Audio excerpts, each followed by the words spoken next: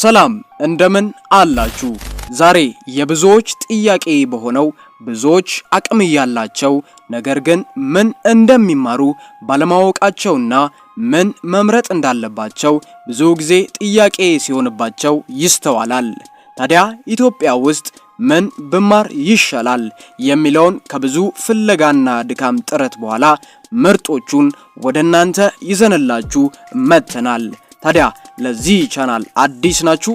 እንግዲያውስ ሰብስክራይብ፣ ላይክ፣ ሼር በማድረግ ቪዲዮ በምንለቅበት ጊዜ ወዲያው እንዲደርሱ ያደርጉ እያለን እስከ መጨረሻው ድረስ ተከታተሉን። አስረኛ ሪኒዌብል ኢነርጂ አሊያም ኢንቫይሮንመንታል ኢንጂነሪንግ በአማርኛ ሲሆን ታዲያ ታዳሽ ኃይል አሊያም የአካባቢ ምህንድስና። ይህም በኢትዮጵያ ውስጥ በተወሰኑ ዩኒቨርሲቲዎች ብቻ የሚሰጥ የትምህርት መስክ ሲሆን ታዲያ ወደፊት በኢትዮጵያ ላይ ከፍተኛ ተጽዕኖ ያለው መስክ ሲሆን በተለይም ሀገሪቱ ለአረንጓዴ ሌጋሲ ኢኒሼቲቭ እና የፀሐይና የንፋስ ኃይል ላሰበችው ትልቅ ፕሮጀክት የላቀ ሚናን ይጫወታሉ። ዘጠነኛ ኢንፎርሜሽን ሲስተም ወይም ማኔጅመንት ኢንፎርሜሽን ሲስተም በኢትዮጵያ ውስጥ ተግባራዊና የሚፈለግ መስክ ነው። በተለይም ከሀገሪቱ ዲጂታል ትራንስፎርሜሽን እና የሞባይል ባንኪንግ ትራንስፈር ላይ በደንብ አተኩሮ የሚሰራ የስራ አይነት ነው። የስራ አይነታቸውን ስንመለከት ደግሞ በኢትዮጵያ ኤምአይኤስ በአይቲ እና በቢዝነስ መካከል ያለ ድልድይ ነው። ስለዚህ እንደ ፋይናንስ፣ ቴሌኮም፣ ሎጂስቲክ፣ ጤና አጠባበቅና መንግስታዊ ያልሆነ ድርጅት ባሉ ኢንዱስትሪዎች ላይ ከፍተኛ ሚናን ይጫወታሉ። ስምንተኛ ፋርማሲ። ፋርማሲ በኢትዮጵያ ውስጥ በጣም የተከበሩና ተግባራዊ ከሆኑ የጤና ነክ ዘርፎች አንዱ ነው።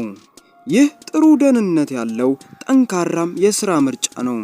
እናም መንግስታዊ በሆኑና መንግስታዊ ባልሆኑ ሴክተሮች ውስጥ እጅግ ተፈላጊ የሆነ የስራ ፊልድ ነው። አራተኛ ፐብሊክ ሄልዝ። ፐብሊክ ሄልዝ በኢትዮጵያ ውስጥ በጣም የተከበሩና ተጽዕኖ ፈጣሪ የሆነ ፊልድ ነው። ለምሳሌ አንድ ሀገር የኢንፌክሽን ዲዚዝ፣ ሜተርናል ሄልዝ፣ ሜል ኒውትሪሽን የመሳሰሉ ችግር ቢያጋጥማት አንድ የፐብሊክ ሄልዝ ምሩቅ ይህንን ችግር በቀላሉ ይፈታዋል። እነዚህ የህዝብ ጤና ማስተርሶች በመንግስት፣ በሆስፒታል፣ መንግስታዊ ባልሆኑ ድርጅቶችና በዓለም አቀፍ ድርጅቶች ሰፊ የሥራ ድርሻ አላቸው። ስድስተኛ አግሪካልቸራል ኢንጂነሪንግ እና አግሮ ቢዝነስ። በኢትዮጵያ ውስጥ ሁለቱም ወሳኝና በማደግ ላይ ያሉ መስኮች ሲሆኑ ግብርናው ከ70% በላይ የሥራ ስምሪትና የጠቅላላ የሀገር ውስጥ ምርት ዋና አካል ነው። እነዚህ አግሪካልቸራል ኢንጂነሪንግ እና አግሮ ቢዝነስ ቴክኒካልና መሰረተ ልማት ላይ ትኩረት በማሽን፣ በመስኖ፣ በድረ መሬት ቴክኖሎጂና በእርሻ መሰረት ልማት ላይ ትኩረት ያደረገ ፊልዶች ናቸው።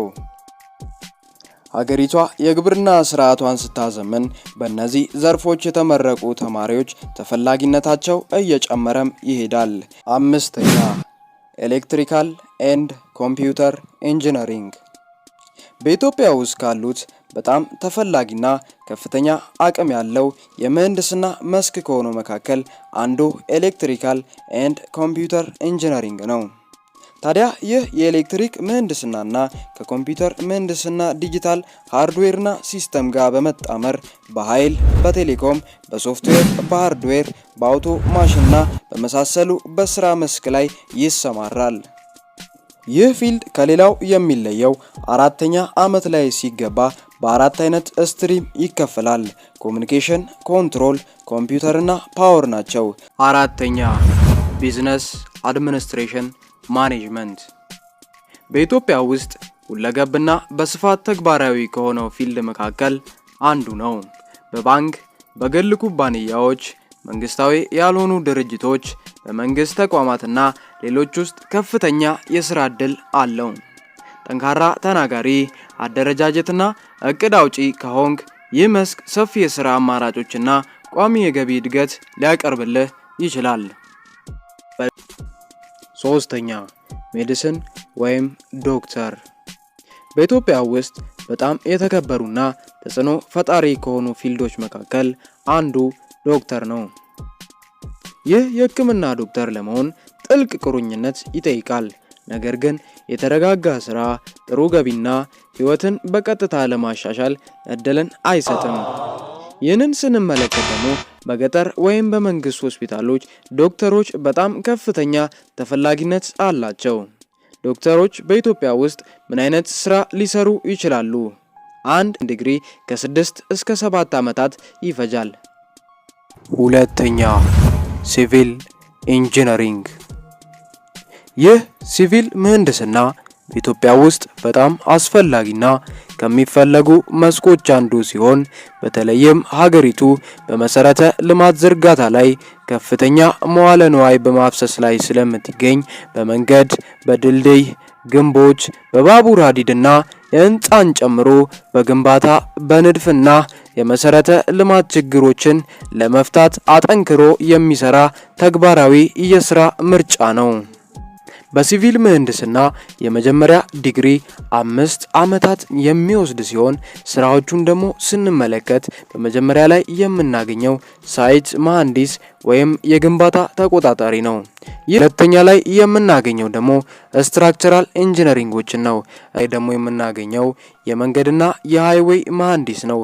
የመንገድና አውራ ጎዳናዎች ግንባታ ዲዛይንና ቁጥጥር ያደርጋሉ። አንደኛ ኮምፒውተር ሳይንስ እና ሶፍትዌር ኢንጂነሪንግ። ዛሬ በኢትዮጵያ በፍጥነት እያደጉ ካሉና ከፍተኛ አቅም ካላቸው መስኮች መካከል ኮምፒውተር ሳይንስ እና ሶፍትዌር ኢንጂነሪንግ ተጠቃሾች ናቸው። እነዚህ የፌንቲክ፣ የጀማሪዎች፣ የቴሌኮም፣ መንግስታዊ ያልሆኑ ድርጅቶችና የውጭ አቅርቦት፣ የሰለጠነ ገቢዎችና የአይቲ ባለሙያዎች ፍላጎት አሁን ላይ ኢትዮጵያ ሆነ ከሀገር በዓለም አቀፍ ደረጃ ፍላጎታቸው እየጨመረ መጥቷል። ኮምፒውተር ሳይንስ እና ሶፍትዌር ኢንጂነሪንግ እነዚህ ዲግሪዎች ትኩረት የሚያደርጉት በፕሮግራሚንግ፣ በስርዓተ ልማት፣ በአውታር መረብ፣ በሳይበር ደህንነት እንዲሁም በኤአይ እና በሌሎች ሙያዎች ላይ ይሰማራሉ። እነዚህ ስራዎቻቸውን ደግሞ ስንመለከት በመጀመሪያ ሶፍትዌር ዲቨሎፐር ኢንጂነሪንግን እናገኘዋለን።